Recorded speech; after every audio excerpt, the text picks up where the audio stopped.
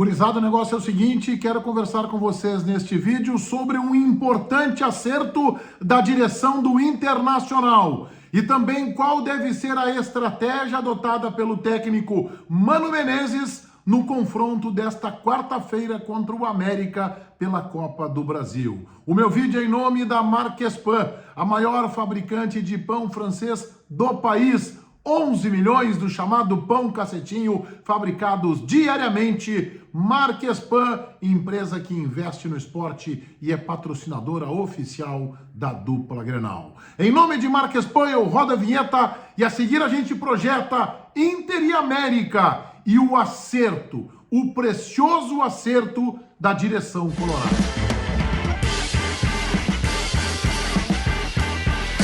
Que o time do Internacional se arrasta em campo, a gente vem observando isso desde fevereiro e março, com a desculpa de que talvez fosse o começo de temporada, pois o Inter, 3 semanas atrás, percebeu isso e implodiu o modelo de preparação física, tirando Giancarlo Lourenço. E tirando alguns dias depois também quem o indicou, o diretor executivo William Thomas. Junto acabou saindo também o coordenador técnico Sandro Orlandelli. Pois bem, o Internacional anunciou nesta terça-feira o retorno ao clube do preparador físico Flávio de Oliveira, que chegou no final do primeiro semestre do ano passado, junto com o técnico Mano Menezes, e fez um grande trabalho, mas acabou saindo do clube, se acertando com o Corinthians ao final da temporada de 2022. William Thomas indicou, respaldou Giancarlo Lourenço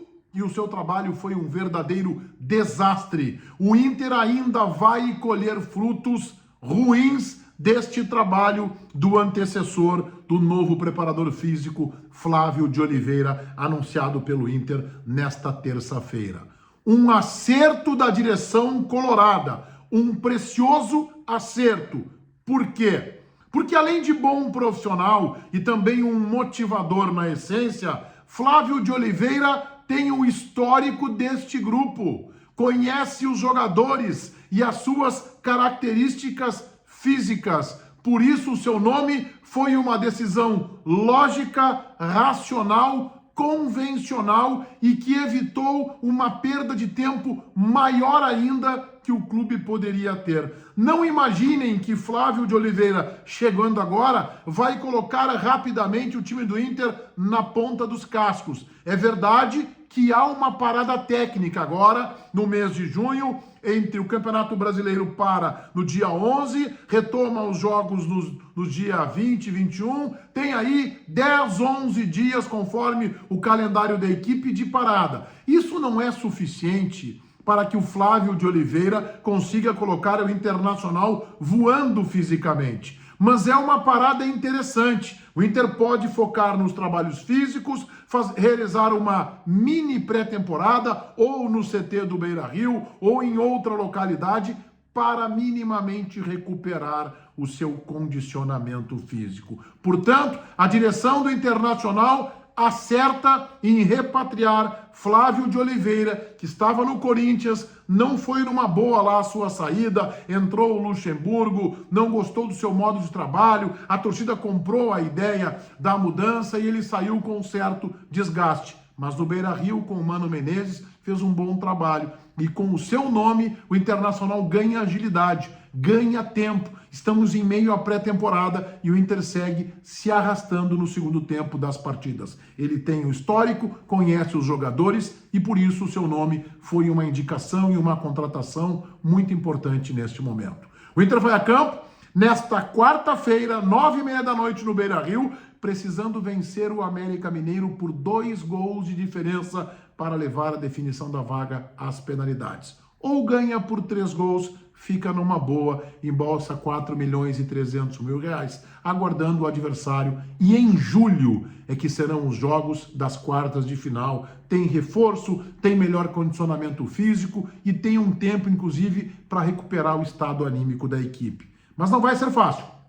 E aí eu entro no jogo. E o Inter deverá ter John, Igor Gomes, Moledo, Nico Hernandes e René. Vitão deve ficar no banco. Campanharo, Johnny de Pena, Pedro Henrique, Alemão e Wanderson. Gostaria de ver Luca. Gostaria de ver Pedro Henrique, Luca e Wanderson com o Alemão começando no banco, mas não deve ser esta a tendência. Mano deverá colocar Alemão. O Inter tem que adotar nesta partida uma estratégia muito semelhante àquela do Colo-Colo. Vocês lembram? O Inter também precisava vencer o jogo por 2 gols de diferença para levar para os pênaltis ou por 3. Começa o jogo Internacional acelerado, era um outro condicionamento físico, um Internacional inquieto, numa adrenalina que fez o goleiro Daniel errar lá atrás, numa saída precipitada, cometer um pênalti.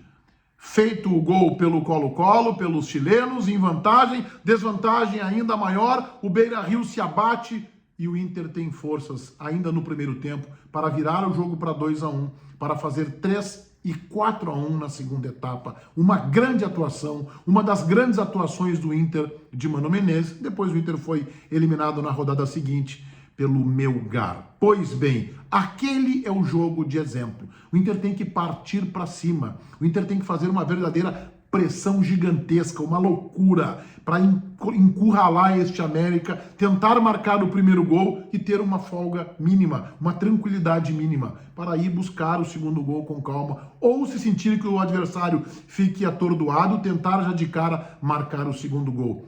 Esta tem que ser a estratégia, uma estratégia organizada e acelerada, também para chamar o torcedor para o lado do time. Se o Inter entrar para administrar, para tentar encontrar uma brecha, o tempo passa e se gera uma angústia no torcedor e na arquibancada que chega ao estádio até os jogadores.